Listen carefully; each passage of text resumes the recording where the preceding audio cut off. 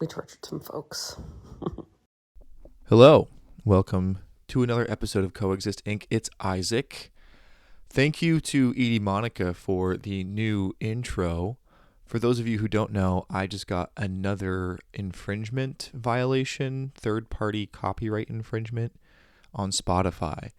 I get these random emails now from Spotify's legal team saying that the DMCA has said that I am violating the rights of one of their artists, and that if I continue to do so, I could lose my account. And the problem is that they're getting these violations on episodes that are like over a year old now. And so that means that I might have to go through my entire oeuvre and delete all the music from them. So it might just be easier just to get rid of the episodes. I don't know. They're still on Spotify for the most part, or not Spotify, but Patreon. But yeah, I'm in quite a bind here, and they don't even tell me which songs I am violating, which artist I am violating. I actually emailed the lawyer, this nice young woman, apologetically saying like, "Hey, I would never mean to violate the rights. I don't want to violate." And she just said the song that I violated. Now I can't even put a sound clip in because and I'm a bad singer.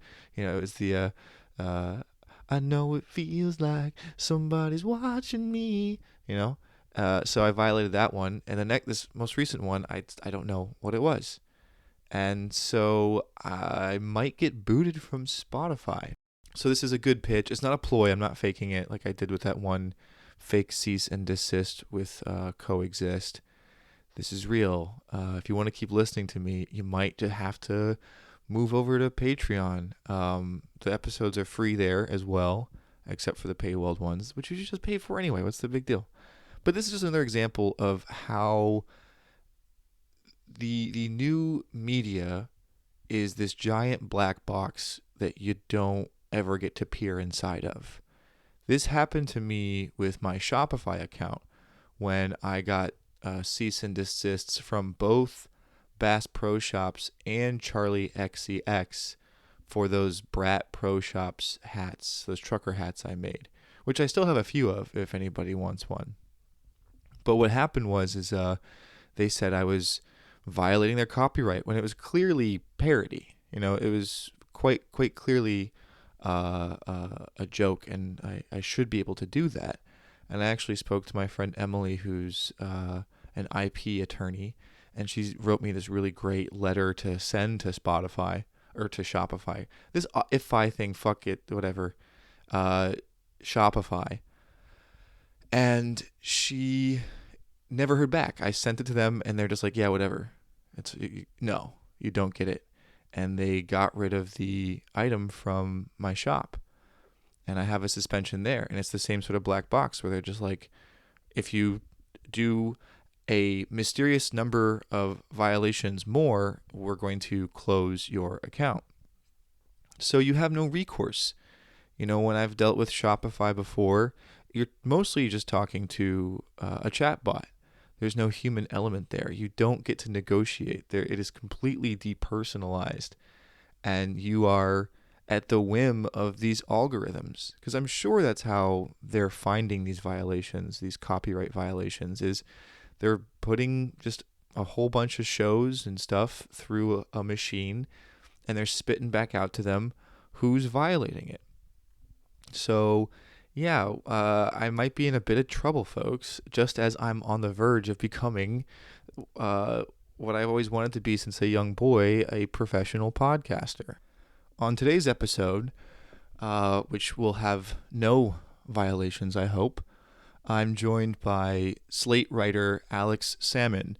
We talk about his latest article attending a healthcare gala award ceremony in New York in the wake of Luigi. Literal blocks. The event was held literal blocks from where Mangione shot Brian Thompson. We also talk a bit about his work on the Musk situation in the White House, but mostly we talk about my former roommate, Marie Gluesenkamp Perez, the blue dog Democrat out of the 3rd District of Washington State. I've been reluctant, not always, but I've been reluctant to speak about Marie because I consider her a friend. You know, we lived together and I liked her, but she has gone a little too far. Her voting and support for Israel and for awful immigration control is just too much to bear. And now the latest thing of her voting to censure Al Green for his outburst during Trump's speech. It's just like, I want to know what the hell is going on. And I think I kind of figured it out in this episode. And Alex has written about Marie in the past and the hypocrisies, the absence of principle she has displayed as an elected official. And what I found in this episode is that she is a member of a far-right Bible study group in D.C. called Capital Ministries.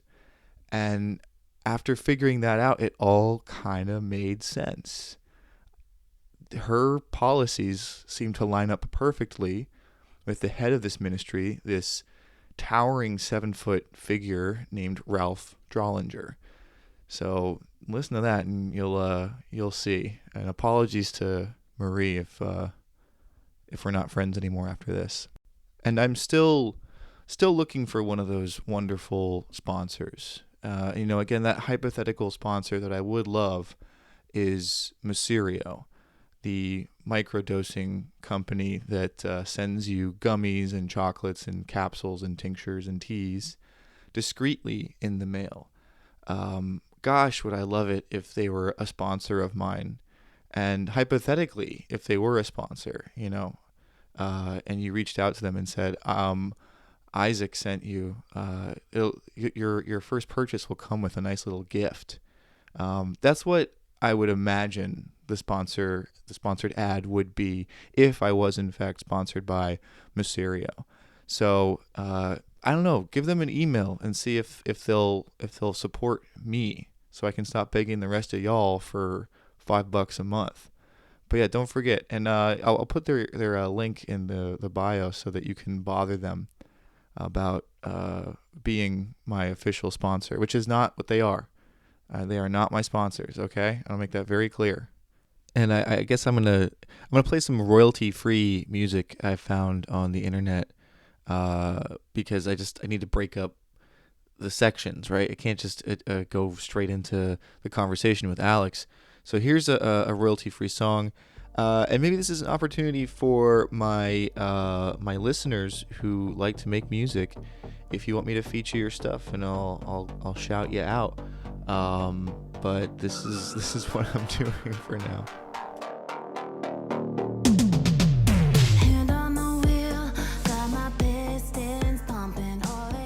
Yo, Alex, what's up? Thanks for joining the show. Hey, dude. Yeah, thanks for having me. Happy to be here. What were you doing in Florida? I'm working on a piece for Slate. It'll be out eventually about the electric Hummer. So I went down to Pompano Beach, which has the deadliest roads for pedestrians of any place in America, to drive the 9,000-pound electric Hummer, which is the absolute, it's a killing machine that's gonna solve climate change, dude. Oh. I went there to solve climate change. So I'm participating in the great civilizational battle against climate change. So does it work that the car is just gonna kill all the people in the world and then that'll end climate change? Is that how it's gonna work? Yeah, it's exactly. It's a Schrodinger's cat situation. The outcome is the same, but there are two different options. So yeah, it's pretty. I mean, it's pretty amazing. It's like the perfect sort of instantiation of the Biden era climate approach, which was like, it's a union made. It's like a union made electric vehicle, and it's also like has 830 horsepower and it weighs 9,000 pounds, and it's like, it like is the most antisocial thing you could possibly imagine. Worse than a Cybertruck, you think? Oh my God, way worse. Like, wow. When I was driving it around, and we would like pass Cybertrucks on the road, and they were tiny by comparison. Oh my God. So it like doesn't do anything to to actually solve the climate crisis. Like the car dealer who I was driving around with was like, he was like, I don't think it like helps the environment, which I was like, is pretty great. So anyways, yeah, I was down there. It was nice, get a little respite from New York, and I got to, enjoy the fruits of industrial policy. I remember when they debuted the electric Hummer, it was actually in Call of Duty. UAV online. Modern Warfare, like the video, you could drive around that and just murder people in the video game inside of an No electric way. Hummer. Yeah, that's how that was its first like debut was Call of Duty. Dude, that is so good because that's it's an amazing detail. That's going in for sure. I didn't know that. The way that the car is set up, obviously because all cars are like this now, it has like two gigantic monitors. Like the dashboard, is just littered with these giant screens, and like part of the main display is just like this video game rendering of the car that you're driving or whatever. It's just like, it looks like the whole interface is set up like a video game, and you can watch your car, drive through the streets or whatever. It looks like Call of Duty. It looks like you're doing like Grand Theft Auto or whatever. God. Yeah, more screens, please. That's what I want in my life, is just more screens. Yeah, well, you'll be happy to know you can actually watch Hulu on the dashboard. So, it's a land of plenty. Cool. We have a little car murder celebrity in town. I had an interaction with her. Her name's June Fenton. She's 72 years old. Here in Sarasota, she did a hit and run and killed 2 toddlers and put a 29-year-old mother in a coma. And it's been in the news a bit locally. She's out on $650,000 bond. And I sat near her at dinner the other night. She came to this fancy restaurant that one of my best friends, he's the bartender, amazing bartender, by the way, best bartender in town. And I saw her walk in, and I started telling all of the people, all the servers working there, like, that's her. Can we check? Can you find out if this is her? And they're like, yes, 100%. That's her. So on her bond after murdering 2 children, she was having a very nice meal. And we were debating is that okay? Is that okay to do that? That's so funny. Wow, that's pretty good. Pretty good recognition by you to pick her up like that. It's all the screens, man. My life is just screens, and so I just I have my own facial recognition technology here. So besides this upcoming story, which I'm very much looking forward to, especially anything that has to do with the free state of Florida, big fan of. You also wrote a story about attending a healthcare awards gala in New York, right? Yeah. So you did that in the wake of, we're only like what, 4 months away from the Mangione murder, and like tell a story about attending this thing in the wake of Luigi. Alleged, dude. Alleged. That's right. Let's not. I did a whole episode on that. He's like probably a patsy, so I don't really want to get into that part quite yet. But yes, alleged. Yeah. So, I went to the 2025 PR Week Healthcare Awards. A venerable event, if there ever was one, celebrating the greatest triumphs in public relations in the healthcare industry. It just so happened to be occurring. It was exactly 2 months after Brian Thompson was executed on the streets of Midtown Manhattan, and the place that they were having it was 7 blocks over and 5 blocks up. It was like the same exact neighborhood, more or less. And it was just it was a swanky gala to celebrate the best in corporate strategy and public opinion manipulation and for an industry that I think has experienced a lot of interesting ups and downs of late, which is, obviously people fucking hate the healthcare industry in the United States for very good reasons, I would say. And there are so many different facets of it to hate. And, the thing that stands between public rage on the level of execution style hits and sort of grumbling, but continuing to fork over money for this thing is it's the PR sector, right? That's the vanguard institution that stands between these people and the pitchfork. So I thought that it would be a great experience to see, what they were up to, what they were thinking about, how the vibe was now that they, now that it's a open season or whatever, like the possibility of something like that is now on the table. So I spent a wonderful Tuesday night in February. Food was good. Gustavinos.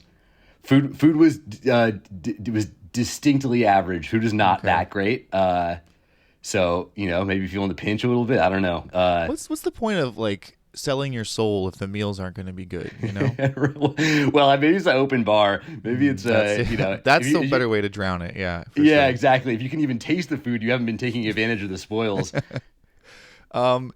How do those people live with themselves? Did you get a temperature reading on the state of their minds? I mean, I'm curious about like the security, the paranoia, and just again, how do they sleep at night? Yeah, it would have been a really good question to ask.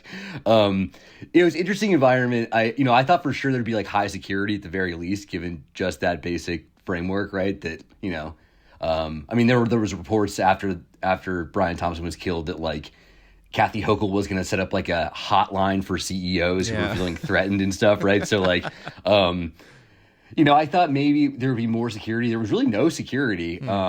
One of the guys I talked to said that at the JP Morgan Healthcare Conference in San Francisco, which is like the annual industry gathering, which is the most consequential event for the sector annually, which I guess happens in January. It's like right after that murder, that there was a lot of security, that they really muscled up and got some bodies and got some firepower to stand watch. This event, it was like two guys working the door who were just opening it. So it was not missed opportunity, everybody. Well, it's like just kidding. Yeah, just a joke, a little joke. So it was, it was just a classic, swanky ass sort of situation. It was, battalion of waiters and coat check and, tuxedoed wait staff. And, that was sort of it. It wasn't too, I don't think you would have known going in, that this was something that had recently happened. I was really curious, obviously like, genuinely curious what people were thinking and how they felt and stuff. And, people were like more willing to talk than I expected. It was, I wasn't doing like a hide the ball thing. I was just sort of like, hey, you guys like crazy. What happened? Right. I was like, what do you guys think about that whole thing? It was interesting. It was like, there were concerns about that stuff. There were like concerns about other things that weren't on my radar at all, like RFK, and it was sort of an interesting temperature check. Yeah, you wrote about that in the article that, and I wasn't even aware of this either, that RFK was going to banish Big Pharma from television advertising.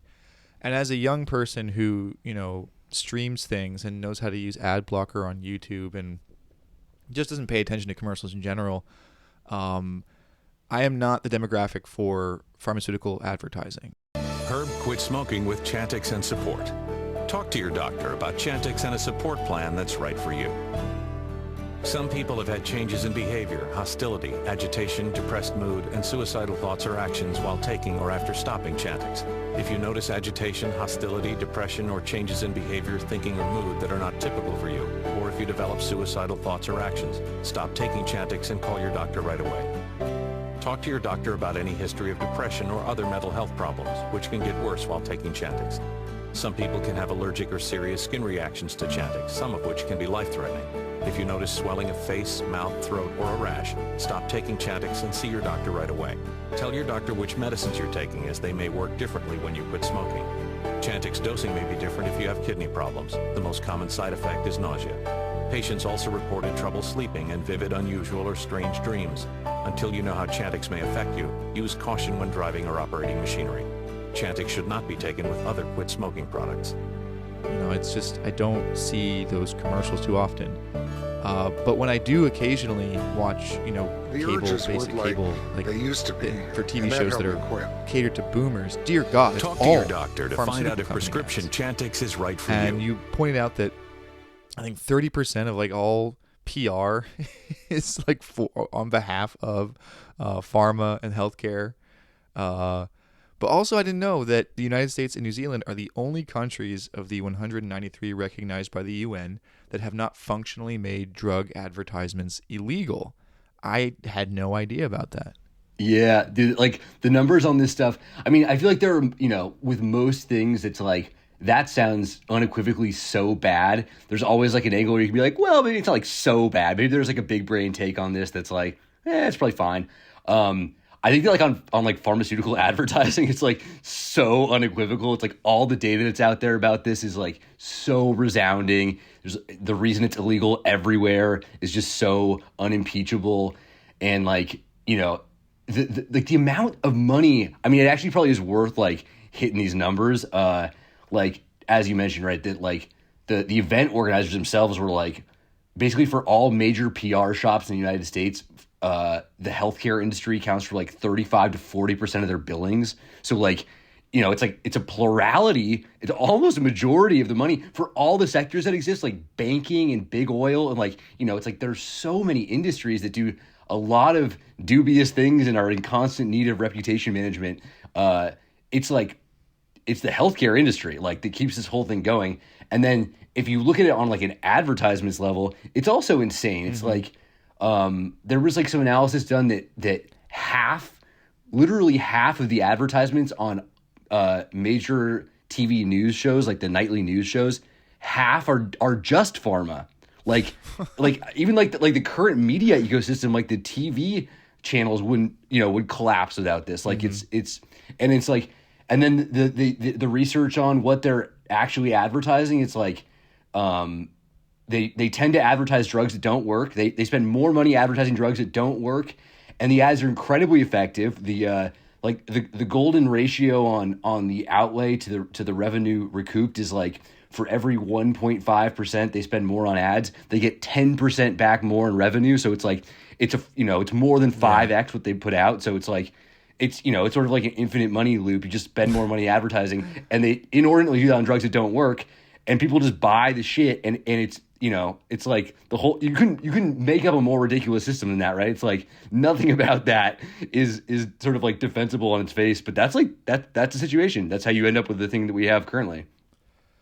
The other thing that's going to, the healthcare industry is going to start subsidizing is private security. Have you seen the advertisements for that, the Protector app? Hello, Los Angeles. We made an app just for you. It's called Patrol. Patrol is an app where you and your neighbors can crowdfund security and protection for your neighborhood. The app is simple. After selecting your neighborhood, you're going to be able to see how much you and your neighbors have raised. Additional funding will unlock additional tiers of protection to include additional vehicles and eventually drone and robotic technology. Here's everything we did with our bodyguards today. Hi, we're Fuzz and Fuzz. We're in New York City for Fashion Week, and yes, we have bodyguards. Our friend started this app. It's called Protector. It's basically Uber for private security, and he hooked us up with bodyguards for the week. One of the best parts about having bodyguards this week is not needing to wait on Ubers. The second the show was over, they were out front waiting for us, opening car doors, giving us a hand, and ready to take us to our next stop. Then we went and picked up our friend Jackie. She was shocked when we pulled up with a 2-car brigade and 4 bodyguards, but we went out for a drink to celebrate because it was her birthday. Oh yeah, right, yeah, like the Uber for security, for private security. right, yeah, exactly. Your Uber driver has to be strapped at all times. Yeah, no, I loved watching the promotional video for it because you had all these ex-military police guys, and every single one of them was a shiny-headed bald guy. It's like this weird cop phrenology that they have where it's like you have to be hairless and shiny. And so, totally. Yeah, that's the only consequence I've seen so far of Mangione's alleged murder is just the private security companies are getting quite a windfall here. And that's just going to make, how are they going to pay for it? Your insulin prices are going to go up again. Like how else are they going to afford all these private securities? Although again, I'm really surprised they didn't have it at the event that's just blocks away from where Mangione allegedly shot Brian Thompson. Yeah, right. And actually the funny thing is that like, when public opinion obviously came out, very favorable towards Luigi Mangione's alleged acts, and like the solution to that is spending more money on public relations, right? So actually, like for the people who were at this event, it actually sort of a windfall for them too, right? It's like, what are you going to do when public opinion is like, well, dude, the guy's got a point, It's like, it's like, well, then you have to spend more to manipulate public opinion. So actually, for them, it's Even it's better. it's not all bad for them in the sense that, like, yeah, probably more money goes towards that. Luigi should be getting a percentage, I think. Considering. Yeah, like, why wasn't he honored at the event? Well, because we don't know for sure that he was involved in this. Yeah. You don't want to honor the wrong guy. Exactly. You can't get ahead of yourself. Yeah, in Florida, we're dealing with. Insurance in this country has such wild PR, even though everyone fucking hates it. It's one of those things that's so universally hated. How they manage to convince, I don't know what, but in Florida, we're dealing with an insurance scam where homeowners insurance, between 2017 and 2019, they showed a net loss of $432 million, but they gave their affiliates $1.8 billion. So they're getting subsidized by the Florida government, being like, oh, we're so poor, we can't afford it because of all the hurricanes. Meanwhile, they're having record profits and just like feeding it off into these other affiliate organizations that aren't capped at the 4.5% by Florida's regulators. And of course, the future is Florida. Like, the country is going to look like the state of Florida very soon. And you will see what happens when you just get rid of all regulation and all these companies or all these agencies that are meant to look out for you. So it's very exciting, and you just love seeing. God, we'll get into this in a second, but it's just so crazy, dude. This whole situation, and again, how they sleep at night. I mean, were they friendly to you? Like, how'd you even get in? Why would they even want you there? Was that like part of their PR, being like, oh, we'll show Alex that we're just like a fucking chill bunch of guys? Yeah, it's well, so initially I was like, hey, can I come? And they were like, you can come to there were like some panel discussions during the day where they talked about like challenges with DEI and like the new administration or like, whatever.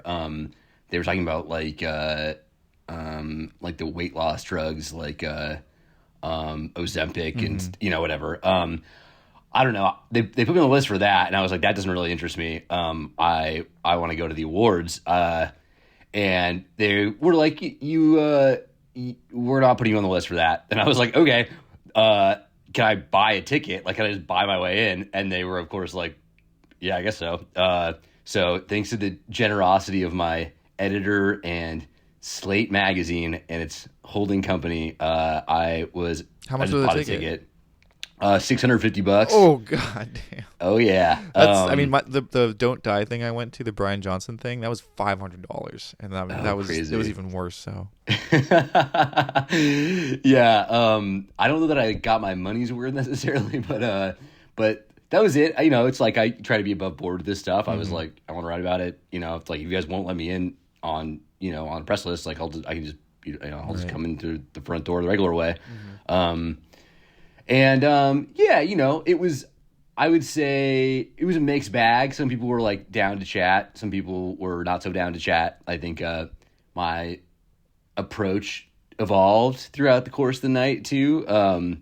But yeah, it was interesting. It wasn't, I was really like, well, first I was like, what are the headwinds facing the industry? Like, what are you guys worried about? Like, like pharma companies hate providers and they hate insurance companies who hate pharma. It's like the different parts of this industry hate each other because, they're all sort of like having to split the windfall profits. And so I thought that maybe there'd be something there. It wasn't really like that. It was like everyone was getting along.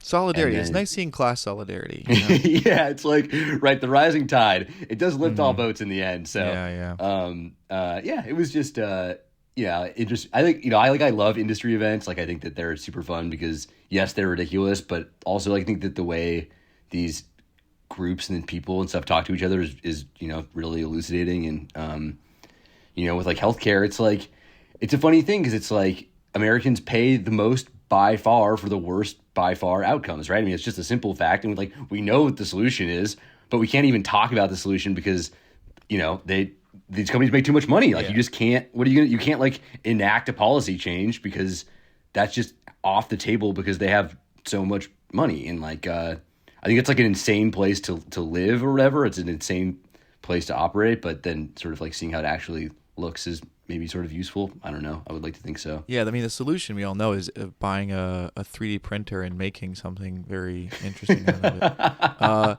No, I'm always so interested in these types of characters because I don't know. I'd like to think I'm a principled person, and there's some things that I just can't stomach. Like there are just some industries I cannot work in, and the healthcare industries to me would be one of them where I'm like, how can I? So I just wonder if you like look.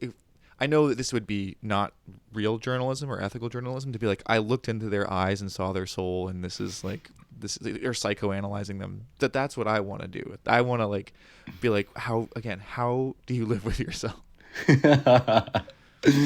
Yeah, I'm not sure exactly. Like, yeah, I don't know. I don't think I didn't see any doubt. You know what I mean? It wasn't like I was, and maybe it's hard to get that out of someone in such a short period of time. So maybe I'm selling them short here, but I think it's like, you're selling one thing, you're selling something else. It's like, what does it matter what it is? And if I didn't do it, somebody else would. Somebody else would, yeah. And it's like the thing that won the most awards that night was the anti-ableism musical. So like you're doing. Oh yeah, we're doing some good. I would love. I need to see this musical. Yeah, you're doing a lot of outreach for an underserved community. You're investing in the arts. Yeah. It's like. I will say I watched the video. I think it was the Cigna, like Be Better thing that one of your guys recommended when you asked him a question, and I watched it, and now that's an alien. Like I usually don't believe in like the reptilian conspiracy theory things, but I saw that guy and I was like, holy shit, that's a fucking lizard. Healthcare works for a lot of people in America, but for too many, it doesn't work. We can do better, and we are going to do better. We know that trust comes from actions. We've launched a multi-year journey to be able to deliver real results and real impact in 5 areas where we've now made commitments. The first is around access, to make sure that we do what we can to remove delays and barriers to people getting the care they need. Like his eyes are like super close together. Like this is the deep cut for NBA fans here, but DeAndre Jordan just like close and cross-eyed. And you can just you can see he's trying to talk like a human would, but it just comes off so weird. And he's also just spouting nonsense, right? I listened to it 3 times trying to be like, what are you even talking about? It's just like that PR speak where it's like fancy words, accountability, transparent. It's like, what does that even mean? What do you mean by this? That's good. That's good research. I'm glad you checked that out. I'm sure a lot of thought went into that. I wanted to know. I wanted to know what they were doing. The other article you wrote recently was about the ongoing fissures, the coming fight between Musk and Trump's cabinet, and basically the government itself when it starts to eventually fight back, because you can't just go, just wipe it away. Like there's a lot of interests at play here. Yeah, dude, it's funny because you get this sense. I don't know. I feel like that the whole sort of gambit with Trump and Musk was it like, surely this is an alliance that can't stand. Like it's just, the way the egos work and everything else is just not possible. And I think that like the question of competence is like still sort of out to me. Like, I think that like Doge could do a lot of like lasting damage to stuff. Mm-hmm. They definitely have, there have been some challenges, like, they are getting turned back by the courts at some level. There's some stuff that's getting overridden. And Trump, I guess, like, after that piece was published, like a few days later, Trump did say, like, all right, he scaled back Musk's ambit by sort of a lot, right? Like, they're no longer allowed to fire people exactly. They're just sort of allowed to make recommendations, and, like, the policy or the cabinet members have to make their own decisions and stuff. And I think that, like, the standoff between Musk and Marco Rubio is super funny. Mm-hmm. To make it, another Florida man here. Like the dynamic at play I think is very funny. Sean Duffy. I mean, there was this reporting that came out of the Times that Maggie Haberman did about this meeting. And I think if they got the old body language expert from Joy Reid's show to when she's done analyzing Bernie's sexist posture, she could read this thing. But like that meeting that they had, you could tell like these guys hate Musk, like obviously, and Rubio hates him because has made him look so ridiculous, and like Sean Duffy. I mean, everyone is it's like one of these things where it's like, I don't know. I mean, they're all characters of their own in their own rights, but yeah, I think that's like starting to fall apart a little bit. We're seeing some fissures there, which I thought was inevitable maybe, but it held on also longer than I expected, and the damage could be really substantial still. I think that we don't really know that yet. Yeah, my theory, I thought that too. Just the Trump and Musk. I mean, they hate each other at heart. You can't be that kind of a narcissist and not just hate any attention someone else gets. The whole Roman salute thing that Elon did, I thought that was something he did that to get attention, to take it away from Trump, so that people are talking about him. But I think that Trump has always strategically kept around like losers to throw under the bus when he needs to, and Elon is going to be that big one. He will. I think he will force Elon to fall on that sword with his disgustingly shaped like body. It'll happen eventually. But for now, I mean, Trump's numbers are declining pretty significantly, and I think that it'll be easy for him to kind of blame Elon for that when necessary. So he's a great human shield in terms of like hatred, because people fucking hate Elon. Right, in terms of corpulence.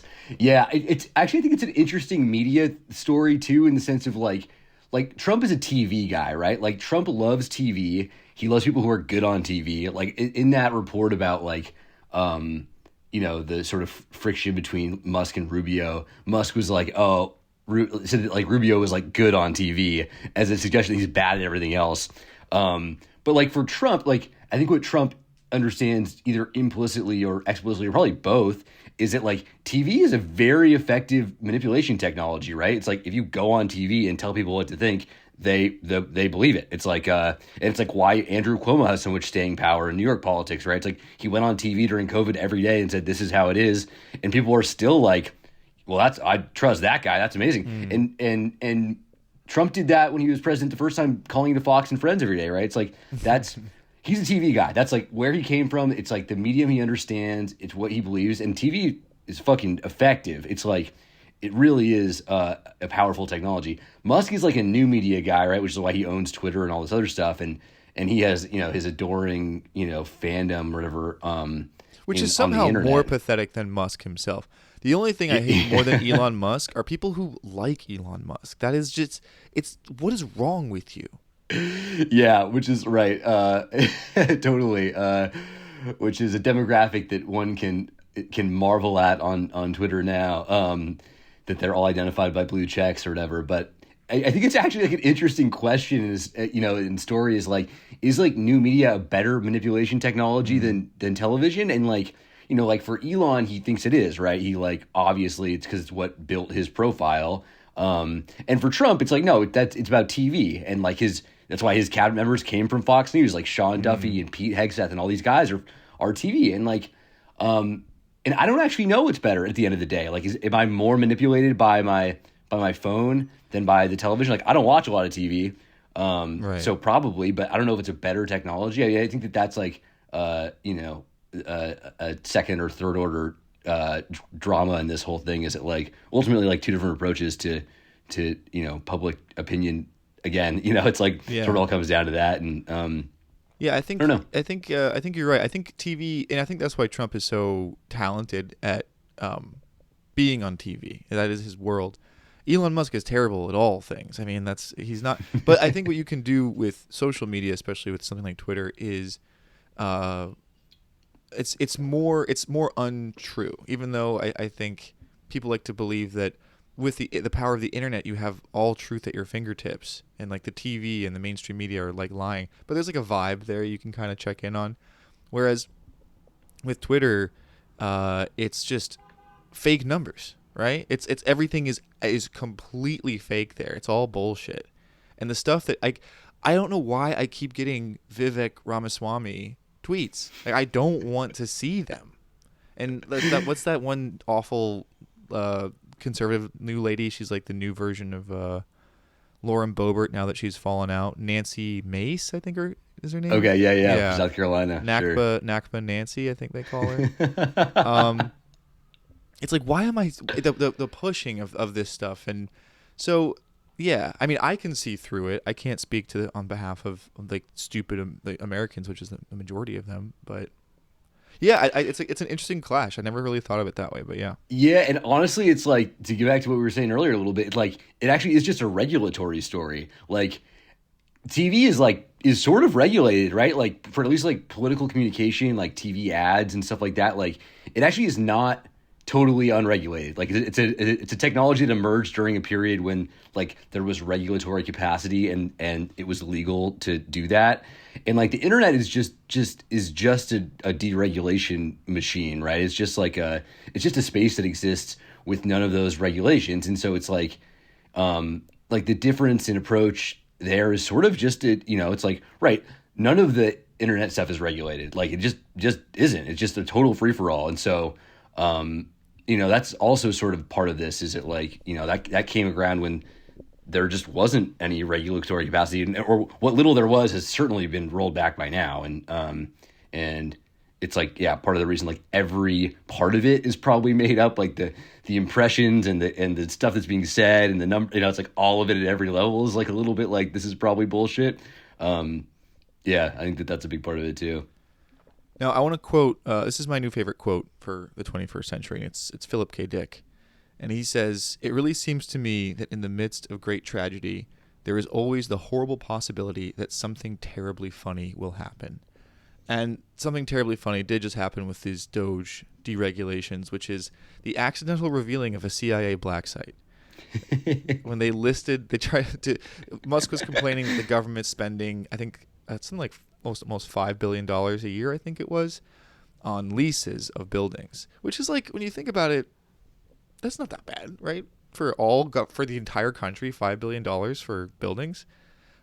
So he listed this, it wasn't empty, but not being used building in Fairfax, Virginia, that turned out to be a CIA black site. Which, again, to me is just so... Can you imagine if someone like bought it really quickly and we're like... That'd be really funny. Oh, it's so funny. Right, and actually that whole thing is a really good example of this, too. It's like the willingness of those people to just say stuff that's just patently untrue. Like them being like the biggest savings that they found were like contracts that were like terminated in like 2005, and like they're constantly misrepresenting the dollar amounts, and like, it's just like, whatever, just say whatever you want. Like, this is a true... It's a halcyon era of deregulation where you can just say anything. But then another thing, that black site, yeah, that's like maybe one of the most consequential things that they've done so far. That's great. I know, I'm so psyched. I mean, and we're gonna keep seeing more of that. They might accidentally release the Epstein files, which don't even exist anyway. But it would be so funny if they actually did that, and maybe that will happen. I mean, we've already seen through a lot of government sites, friendly hackers who've just logged in saying like, "Hey, I'm in right now. You guys did not safeguard this after your Doge weirdos fucking went through it." So yeah, something terribly funny might happen amidst all this tragedy, and I think that's how I don't spiral into depression, because it's still very funny. But the rules, Alex, they are so important to follow. And so that's why I want to commend the 10 Democrats who voted to censure Representative Al Green after he waved his cool-ass looking cane at Donald Trump during that recent congressional speech.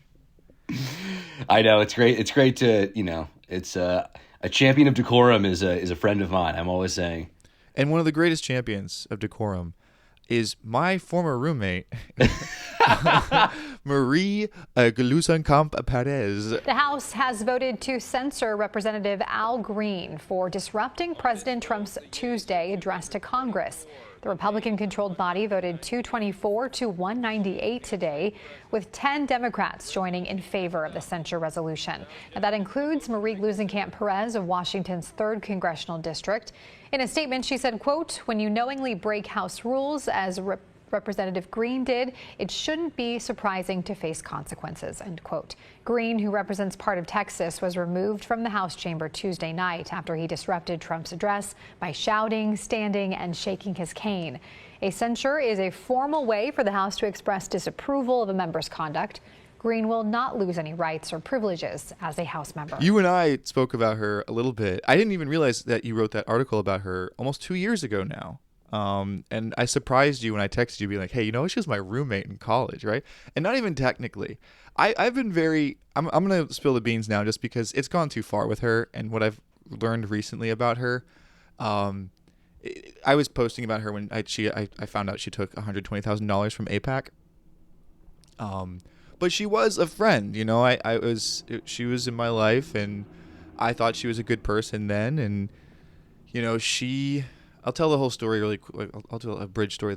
But she went to Reed College. We went to Reed College together, and she lived on my couch rent free for a whole semester. And that was because her boyfriend, who was my first friend at college, shot himself in the head on the top of a mountain because they broke up. And oh my God. He was actually supposed to live with me, and he ended up running away with her. They biked to Mexico together. She was a bike tourer, and she worked in like bike mechanic shops, stuff like that. And it was pretty traumatic for everybody involved in this, including Marie, I'm sure. And so she ended up living on our couch for like 6 months, I think, rent free. And we tried approaching the idea of being like, hey, you know, we're happy to have you here, but like we need some sort of compensation, I guess. And she tried to pay for rent once in rotten avocados she got while dumpster diving in Portland, Oregon.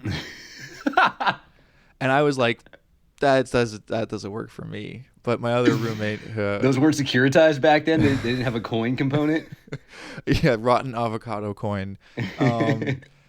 And so this whole... I remember when she was first running against Joe Kent up in like Washougal, Washington, which is this suburban neighborhood outside of Portland. And I gave her money. I was like, yeah, of course, Marie. Good for you. That's awesome that you're getting involved in this and you're trying to do good work. And she, like, you know, beat him. And he was a pretty sinister figure. He was, like, quoting Nick Fuentes.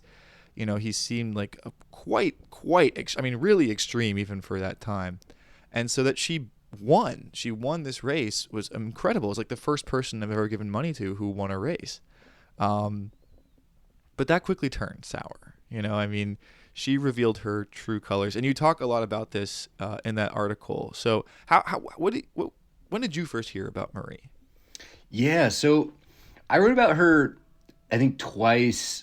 The first piece I did was when she won that. She was like the most sort of miraculous overperformance in the 22 midterms for Democrats. Like, I think she was the only Democrat who won like a Trump district who wasn't already an incumbent. Like, she was like the biggest overperformance. Like, 538 had her as like a 2% chance of winning, and she won this district, and she won against a pretty odious Republican challenger, and like it was really, I think, a very like commendable and an impressive race. Like, and I wrote about this at the time. They had this really extensive like door knocking operation. They had a really good volunteer network. Like, they did a bunch of stuff that was novel and was very effective, and it sort of flew in the face of, you know, this sort of consultant class political wisdom, and that was because the DCCC had not gotten involved. Like, I think there was a lot of things that they did in that race that were very cool, and I was like, in hearing about that, I was impressed by it. I wrote about it at the time, and there were, you know, elements to her platform that I thought were also really commendable. Like, she sort of had like a theory of corporate power that I thought was pretty accurate, and was a champion of right to repair and, you know, some like populist economic policies. And, you know, and given like how badly Democrats have done in rural areas, like part of this district is sort of rural. There's like a lot of that. There was a lot to that story that I think was really like heartwarming and promising. And then I did another piece a few months later once we had some visibility on her voting record that was much more critical. And I think, just got some quotes from people who were involved in DC and stuff. And had a very different understanding of her. So there have been like profiles on her since then, and she's sort of a media darling. And like I've gotten emails from reporters being like, "You said this, whatever. You were had such laudatory things to say, and then you turned on her. Like, do you want to comment on this?" And usually I'm like, not really. Like, I wrote about the campaign. The campaign is different than the legislation. It's just two different things, So, but yeah, I think her evolution is fascinating. I think it's like, I think that there are people who really want her to be like the future of some part of the party, right? Like, she's kind of like John Fetterman if you didn't want to like, but she doesn't make you want to puke and gouge your eyes out when you look at him or her, but she's a very similar trajectory to Fetterman as well. I think portrayed as these like outsider, left-leaning, like progressive saviors who are going to change the face of the Democratic Party, and then they somehow turn out to be worse. It's crazy. That's what was so surprising. Like it was years ago, right? It's more than a decade ago that I knew Marie.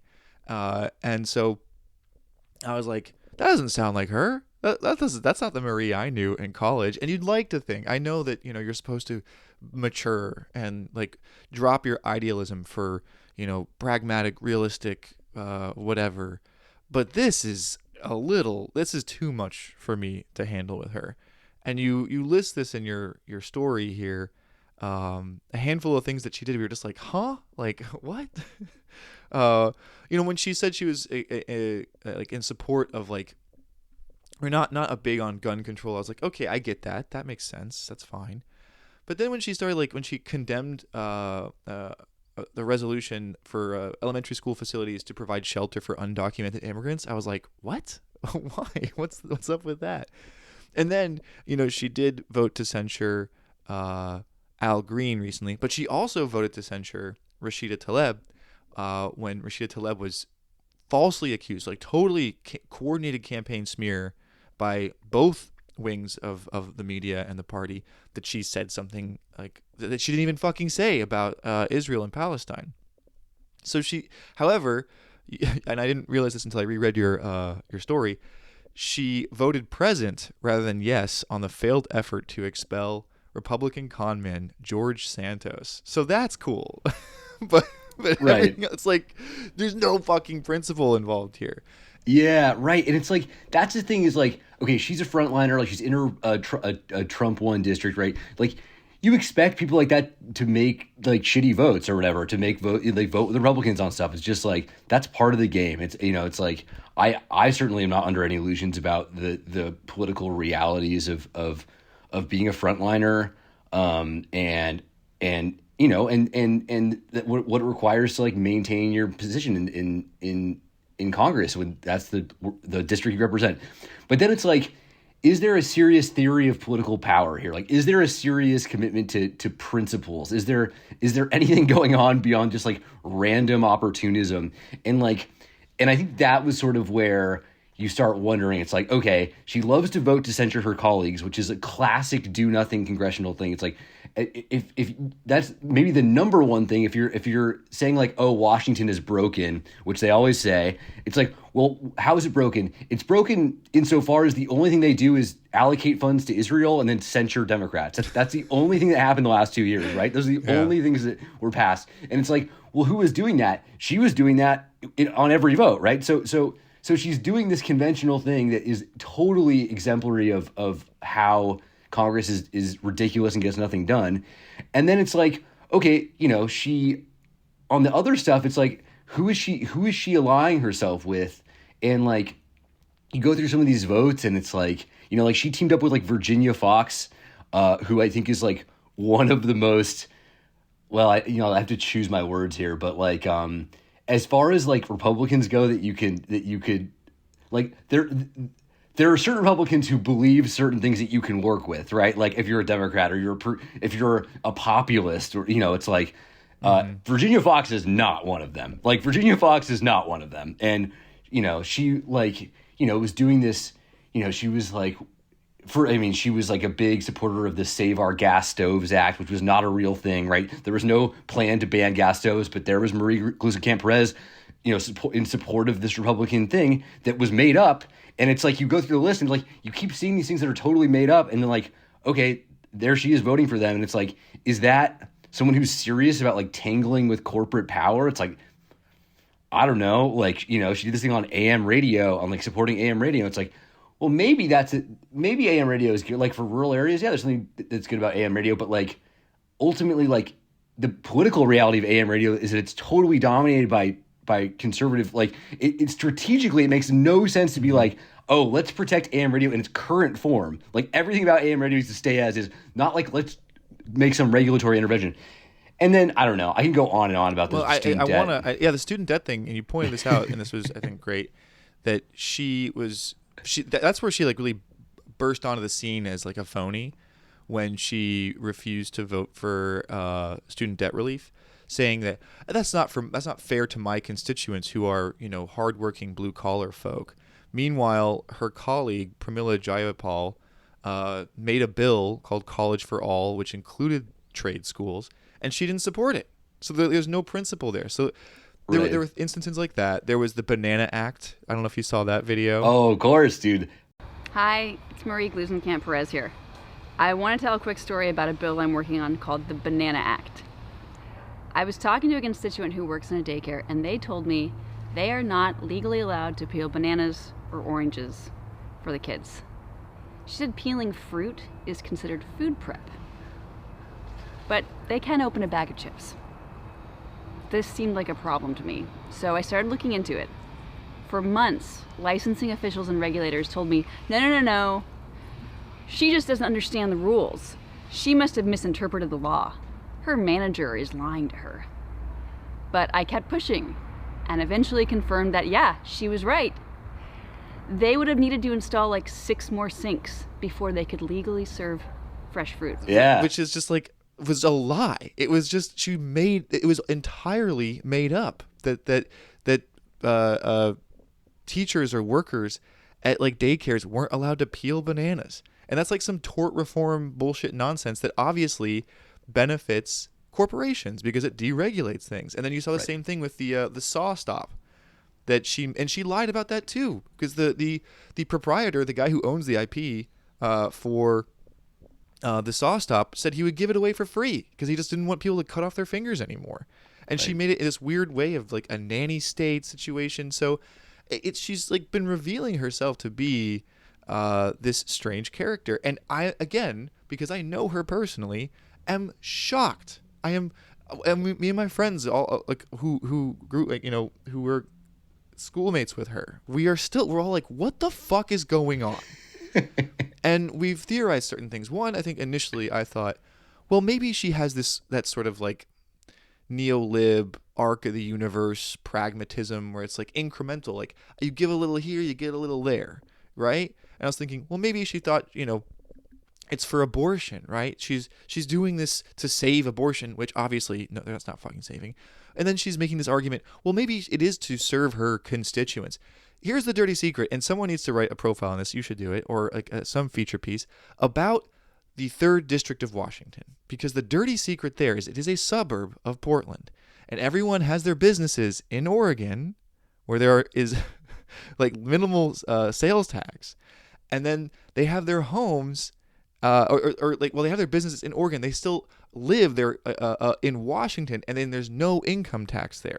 So you have this mass migration of, I think, very socially liberal folks from the Portland area who don't want to pay certain Oregon taxes, and then they move it over to Washington. So it's not fucking blue collar bullshit. It's that is a complete and total myth that the New York Times has been happy to propagate again and again and again.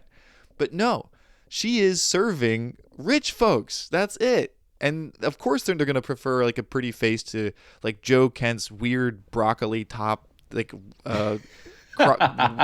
it's very suspicious of his wife's death, by the way. Very suspicious. So it's all so fucking weird and disappointing. And I still couldn't square the circle. I was still just like, what is she doing? What is this for? And it wasn't until actually just today I found this Substack article about how Marie is recruiting members of Congress for the far-right Bible study held by this guy is like Judge Holden, like a Midwestern Judge Holden from Blood Meridian, Ralph Drollinger.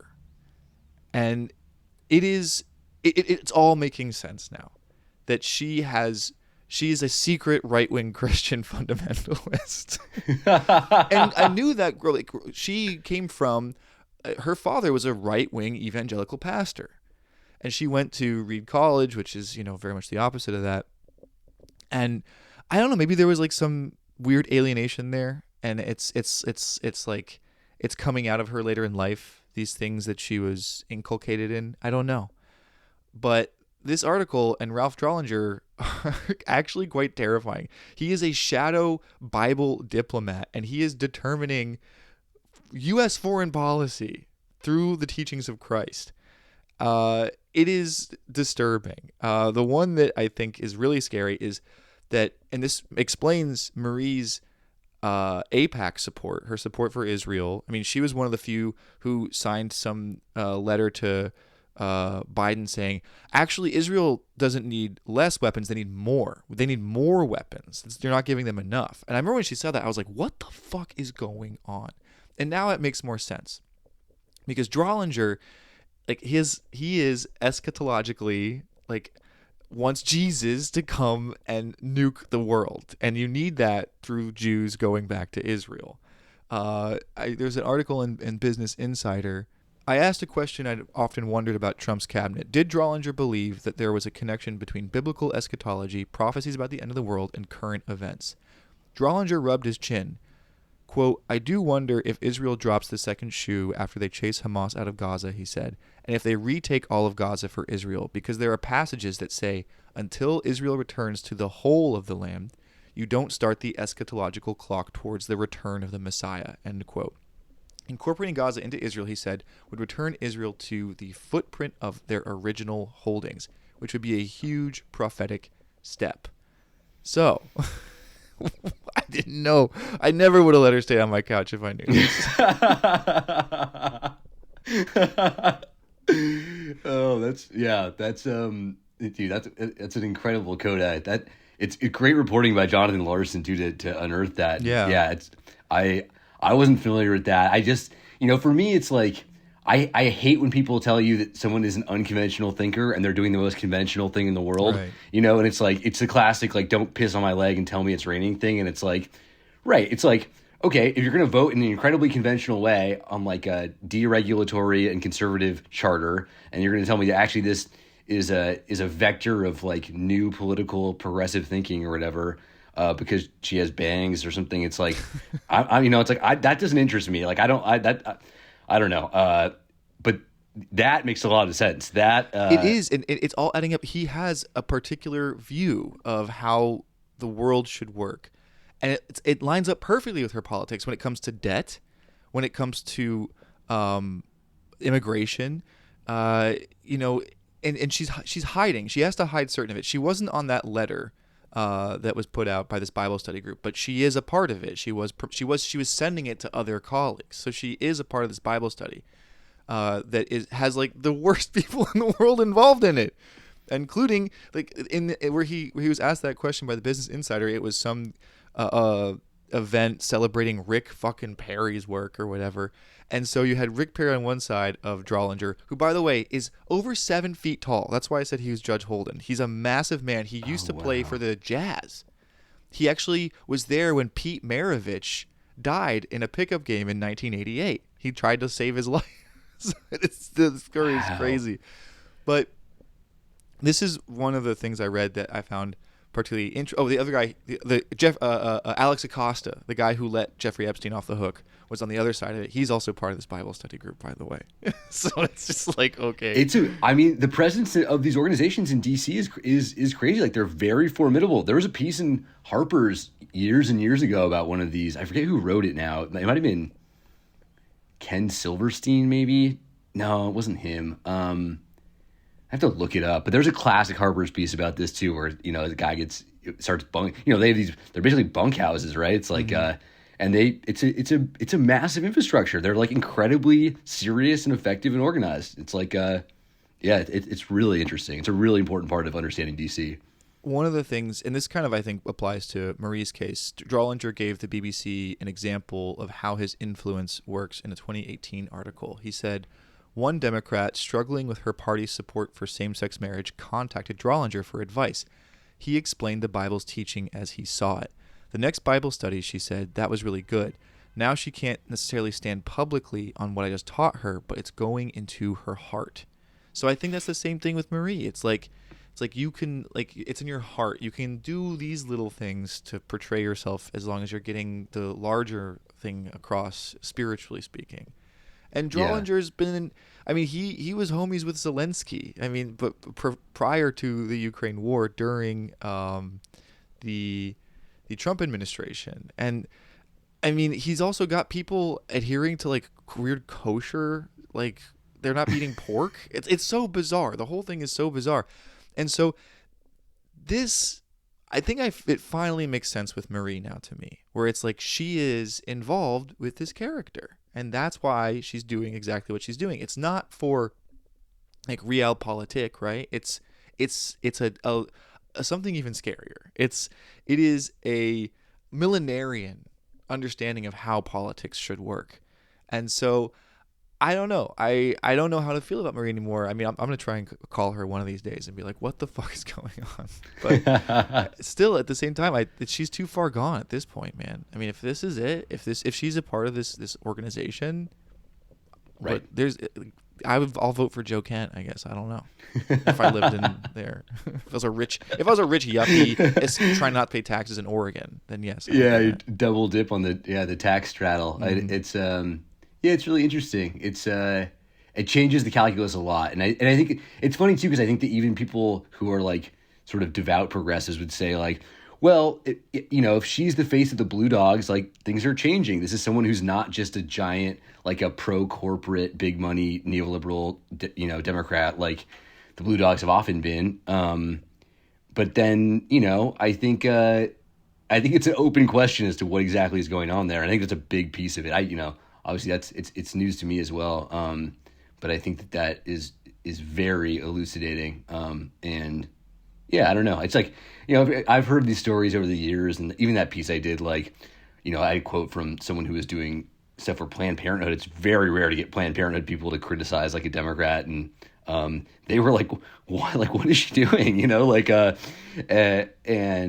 student debt people I know I've talked to were like, it's not like she wouldn't give them a meeting. It wasn't even like she was like thinking about the stuff and coming out against it. It was just like, no, it's not even a possibility. So anyways, it's good to know who has access to it, right? I mean, that's exactly the story often of all these people. And it's like, who has your ear, who can get in your office. And now we know a little bit. And then, how do you negotiate with someone who has faith like that?